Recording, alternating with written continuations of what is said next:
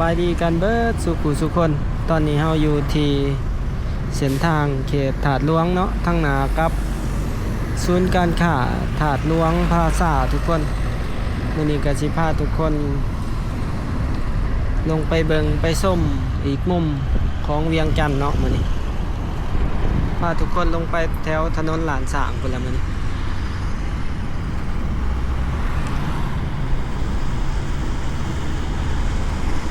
พาทุกคนเลาะเบิ่งเลาะส้มแถวใดที่มีอพาร์ตเมนต์เนาะเรื่องเกี่ยวกับอสังหาริมทรัพย์ต่างๆที่ FC เฮาหลายๆคนสนใจเนาะก็ฝากคอมเมนต์เข้ามาว่าอยากให้เบาแม่นใส่พาไปเบิ่งเนาะ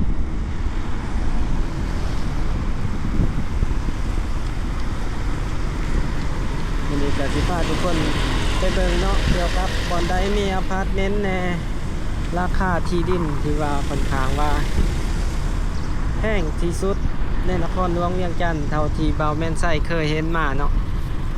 ของนครหลวงเนาะของนครหลวงเวียงจันทน์และที่ดินนี่เนาะเด็ดไปเห็นใน TikTok 21เนาะที่เป็นประกาศโฆษณาขายดินราคาเม็ดกะเล่ละ 6,000 เหรียญทุกคนถือว่าเป็นราคาที่เบาแม่นไส้ก็คิดบ่ถึงเนาะว่าจะแพงถึงขนาดนี้โอ้ทางหน้าก็เกิดรถจำกันอีกแล้วรถตามกลกันโอ้ตามปลาโด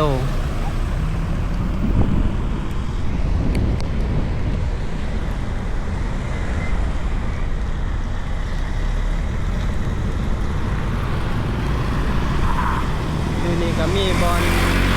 สากรถไฟฟ้าเนาะสายมือเฮาเส้นลงไปน้องบอล1 กิโลวัตต์ต่อ 27,000 กีบการสาก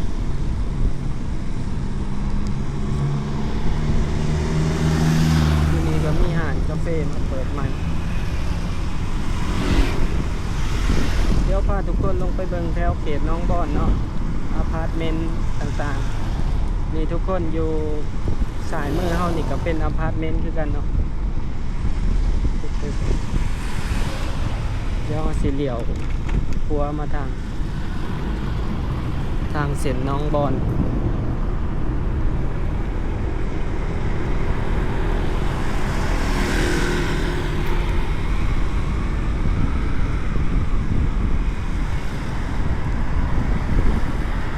มีหานกาแฟกิน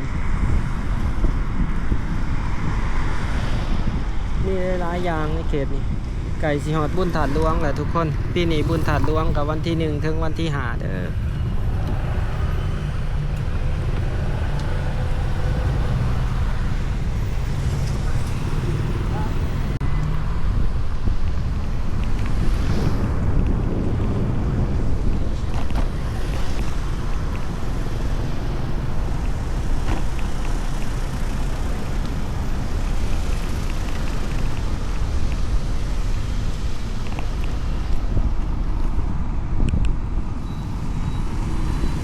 ก็ลงมาทางถนนน้องบอนเดี๋ยวพาทุกคนมาเบิ่งในเขตนี้เนาะสำหรับผู้ใดที่อยากเข้ามาเที่ยวบุญถาดหลวงหรือว่าอยากมาเที่ยวเงาๆอยากเช่าอพาร์ตเมนต์ต่างๆเนาะ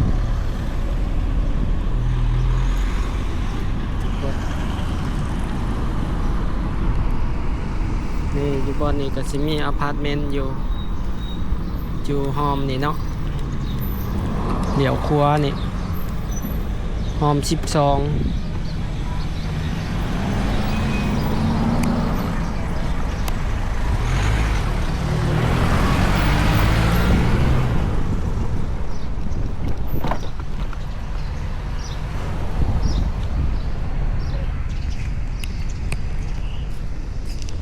นี่ทุกคนอยู่หอม12นี่เนาะก็มีอพาร์ตเมนต์พื้นที่ให้เช่า ส่วนหลายอพาร์ตเมนต์ อยู่เวียงจันทน์นี่สิตกอยู่เดือนหนึ่งประมาณเดือนละ800 เหรียญนี่เนาะนี่ก็อีกหลังหนึ่ง800 US ดอลลาร์เนาะบ่เคยเข้ามาหอมนี่จักเถื่อเลยกรรมบาลลาวโรงเรียนอนุบาลประถมอินทราบ่เคยเข้ามาหอมนี่จักเถื่อเดี๋ยวขี่ไปเบิ่งสุดอยู่หอมได้นี่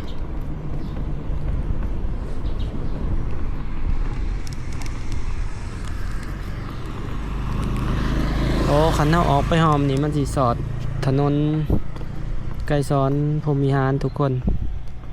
ออกไปแถวโพนสะอาดเนาะแต่เฮาสิพาทุกคนลงมาทางนี้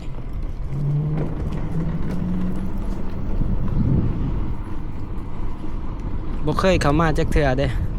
หอมนี่บ้านน้องบอนมีแต่เฮือนหลังใหญ่ๆน่าจะเป็นหอมตันเนาะ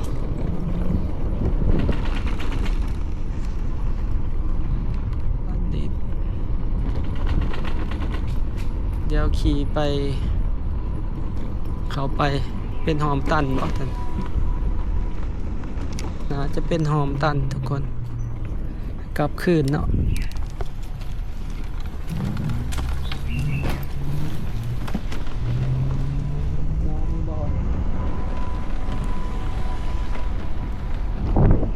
บ้านน้องบอน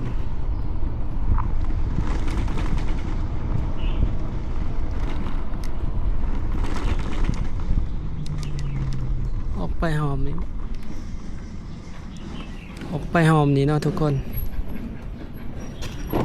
หอมนี่ตันบ่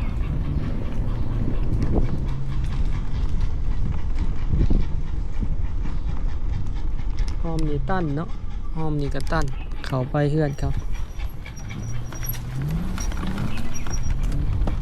แต่คนทางกวางเลยอยู่บอนนี่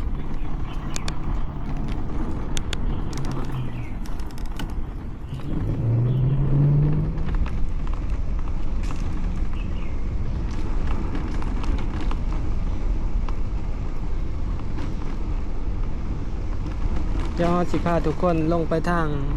เส้นทางไกลสอนพรหมวิหารลงไปเส้นโพนสะอาดเลยเนาะมาเหลียวสายอยู่นี่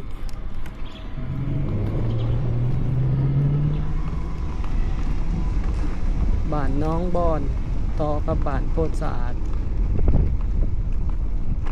บ่เคยมาเส้นทางนี้จักเทื่อ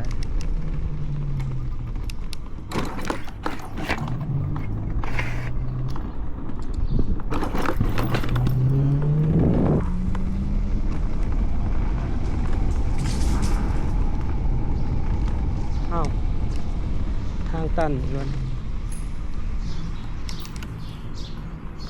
ซอยตันเด้อทุกคนทางเดี๋ยวออกไปถนนน้องบอนขึ้น อยู่นี่ก็บ่มีเนาะเขามาเอาเป็นอพาร์ตเมนต์แต่ว่าเส้นทางกว้างดีเส้นทางนี่กว้างดีอยู่แต่ว่าเป็นซอยตันเดี๋ยวออกไปถนนน้องบอนขึ้น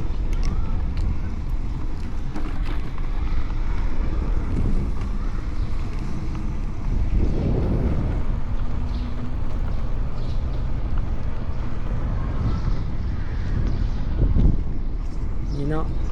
อันนี้ก็สิเป็นอพาร์ตเมนต์2 หลัง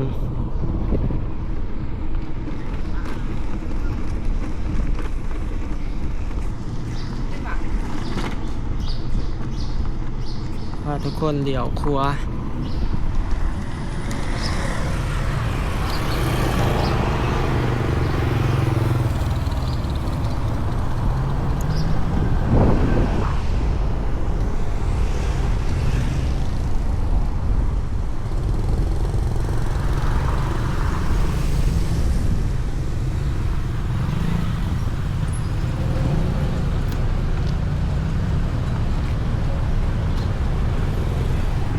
แล้วนี่แม่นหนาของตึกอินโดไชน่าเนาะคือคืนเลยมันนี่รถร้ายขนาด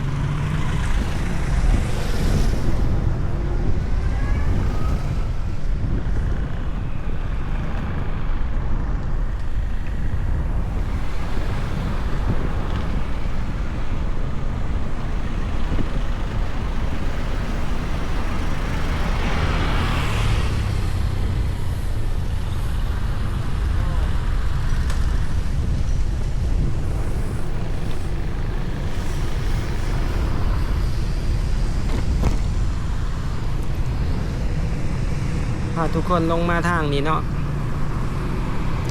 อยู่นี่ก็มีดินวางกว้างเนาะบอลนี่ใส่ขวามือเท่านี้เนาะ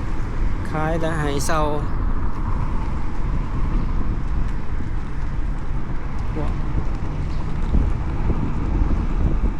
แต่ว่าทางขวามือเฮาบอลนี่เนาะถือว่ามีป้ายโครงการที่ว่าเขาเจ้าติดแหละจะสร้างเป็นโรงแรมหรูเนาะบอลนี่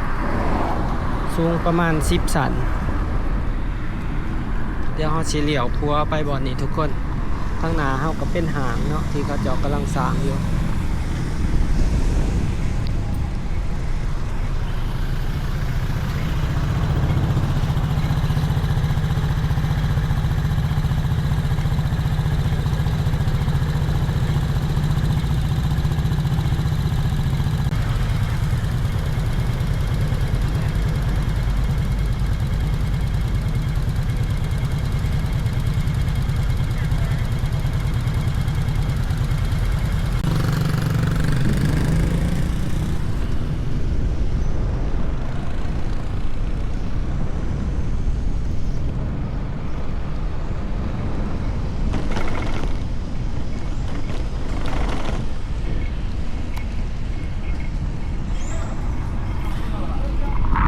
ที่ก็ยังมีการก่อสร้างกันอยู่นะทุกคนแลนไฟกันอยู่เดี๋ยวสิพาทุกคนไปเบิ่งดินวางอยู่ถนนลานสร้างเนาะที่ว่ามีการประกาศขายอยู่ตอนนี้คือว่าแพงขนาดราคา6,000 เหรียญต่อเมตรกะเล่เห็นเขาจะประกาศขายใน TikTok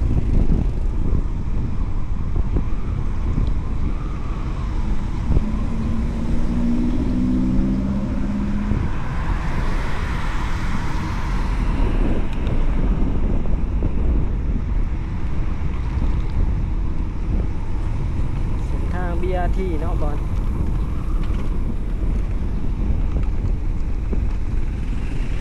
นี่เนาะขวามือเฮานี่ก็เป็นโครงการโรงแรมการก่อสร้างโรงแรม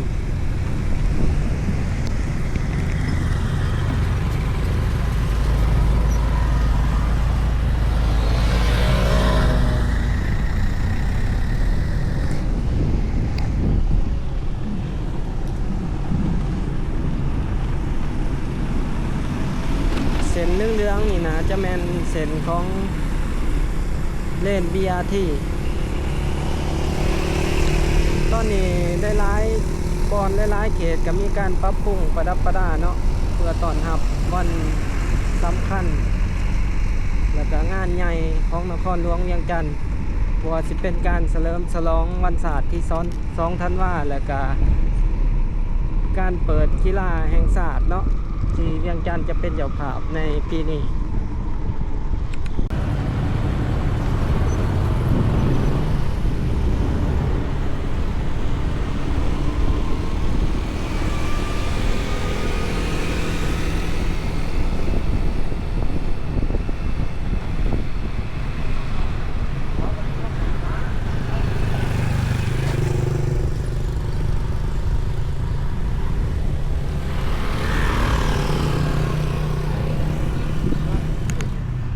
พาทุกคนเข้ามาทาง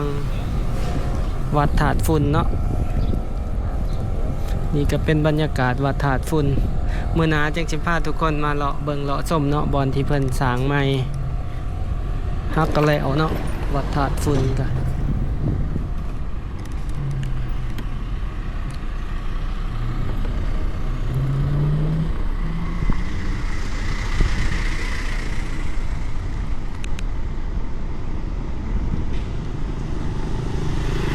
และมื้อนี้ก็สิพาทุกคนออกมาเบิ่งบอลนี้เนาะ ก็มี FC หลายๆคนเนาะที่เพิ่นคอมเมนต์อยากให้เฮามาเบิ่งเกี่ยวกับเรื่องอสังหาต่างๆที่เพิ่นอยากรู้เนาะบ่ว่าจะเป็นนักลงทุนต่างๆสิออกมาทางนี้เนาะ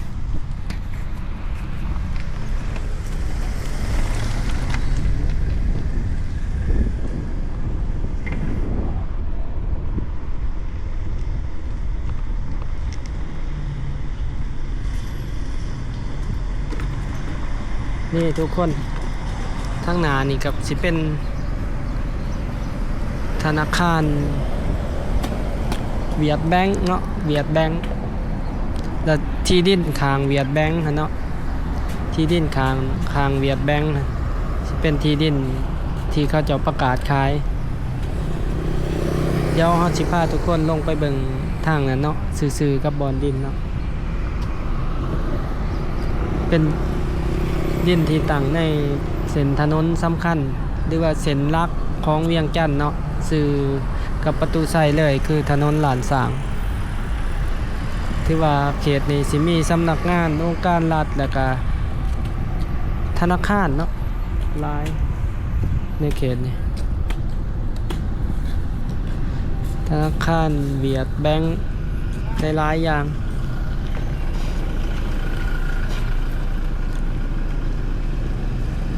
เดี๋ยวเราสิลงไปแยกตัวนั้นเนาะทุกคนลงมาทางนี้จังแนมเห็นคักๆเนาะสำหรับผู้ใดที่อยากมาลงทุนเนาะเฮ็ดหางเฮ็ดยัง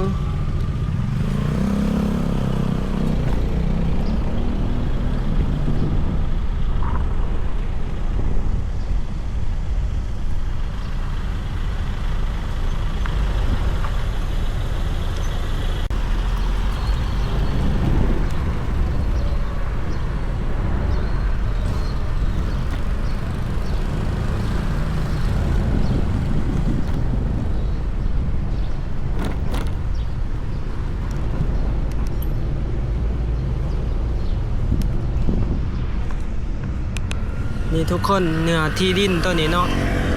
ก็สิกว้างอยู่ประมาณ1,000 ปลายตารางเมตรพุ่นล่ะทุกคน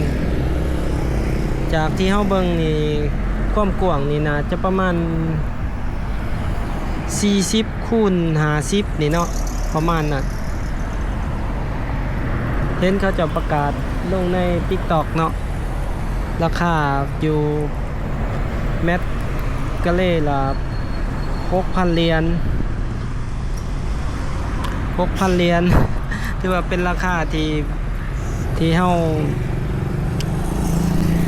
เป็นราคาที่บ่แม่นใช้